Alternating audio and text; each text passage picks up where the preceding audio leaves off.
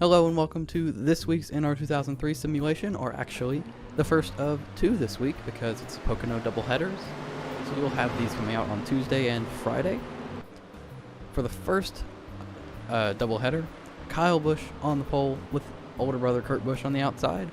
Ganassi qualified strong, 2 cars in the top 3, and Penske also looks pretty good.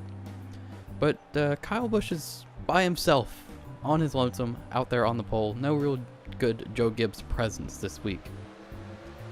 But he brings them down to the green, and no push behind him, no support. Kyle Larson had a rough start. He's already in the middle of 3 wide as they head down into turn 1. And they're racing hard all over the place. The usual duck and dive for positions, and they're 3-4 wide almost. And the third row on back, and Joey Logano makes contact with his teammate Brad Keselowski. Ryan Blaney, the big gainer there, he comes out of this 4th on the outside there, making the run off the top. Kurt Busch not looking so strong on the start. He's sort of in a free fall. They're racing 3 wide down into the corner, and then there's the wreck. Lap 2, chaos. Christopher Bell spins up into the wall and back down the track, collecting more cars. Things just got too crowded. Newman's in it, Boyer's in it. What a mess. Not Stenhouse. Yeah, that is Stenhouse right there. See from the slow motion, just Boyer crowding up the racetrack, not realizing he's 3 wide, and suddenly chaos as Christopher Bell and Ryan Newman go into the wall. Kyle Busch will get us restarted here as we approach the end of stage 1.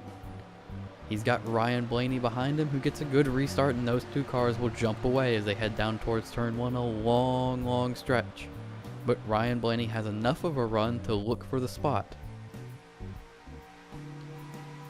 As they head down here, Blaney's going to have to try and hold the bottom, something that's really tough to do, and he just can't quite do it. Busch will make a run off the top because Blaney has to hold that car down. And Busch would really have no trouble until Penske teammate Brad Keselowski took that spot from Blaney. And suddenly now there's pressure, and here comes Keselowski. His teammate not able to help him, but he doesn't really need it. That car's strong enough. You can see here, he just simply beats him down into the tunnel.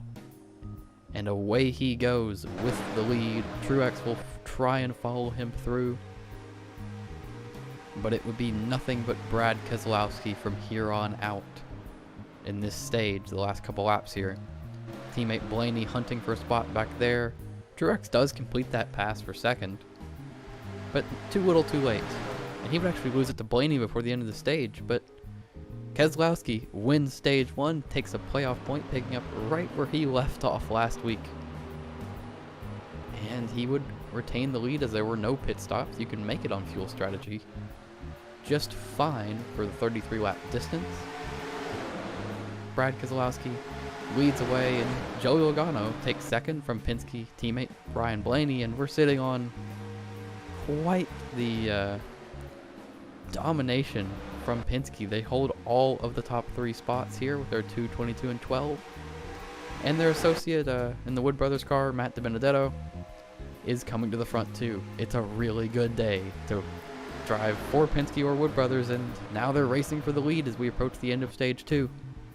Joey Logano gets it right here, but he'll have to hold him off for another lap after that.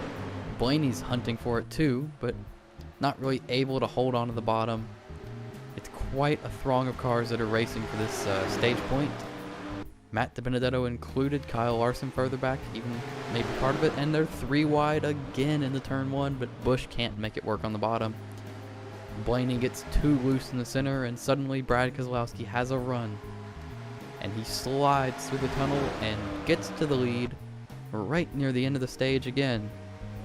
He wouldn't lead that many laps in the stage, but he led the most important one as he brings it off of turn 3. Teammates racing behind him. Blaney punching a hole, almost making contact with his teammate.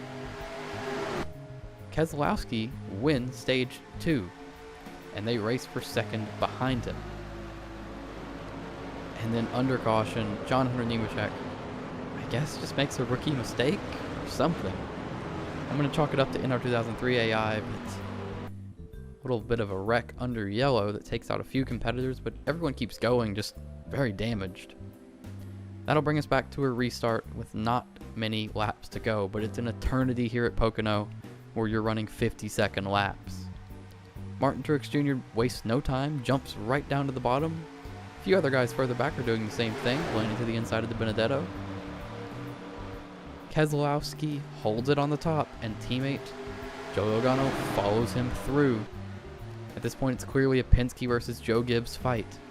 The 4 Penske cars and 3 Joe Gibbs cars make up the top 7.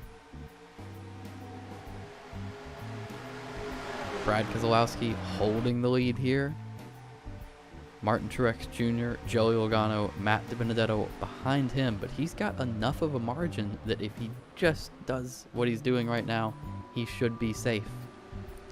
Logano trying to make it work on the bottom, but it's quite the challenge to hold it down, and he just can't hang with the 19. He's able to get one more shot at him here, but overdrives the corner, and the 19 makes a big run off the exit. Now Logano has pressure from DiBenedetto.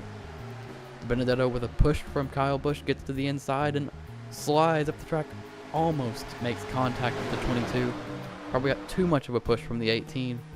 And now DiBenedetto moves into third with the leaders in sight. That car might be the fastest car on the racetrack. Similar to the Coke 600 that he came up short in. They come to get the white, DiBenedetto working the outside, but Martin Truex Jr. pulls to the inside of the 2 car looking for the lead. They'll head off into turn 1, too wide for the top spot, racing further back. DiBenedetto drops back to 5th. Now here comes a run for the 21 car and the 19. 19 loses his run, and the 2 car will have one last hurrah from the 19, but it's going to be Brad Keselowski. Look for that boost button, Martin, but he can't find it. Keslo goes 2 in a row, picking up the first of the doubleheaders at Pocono, and that's probably a good sign for tomorrow too. Keselowski moves himself to the top of the point sheet too here with this. I think he's going to have a lot of bonus points after clean sweep, really.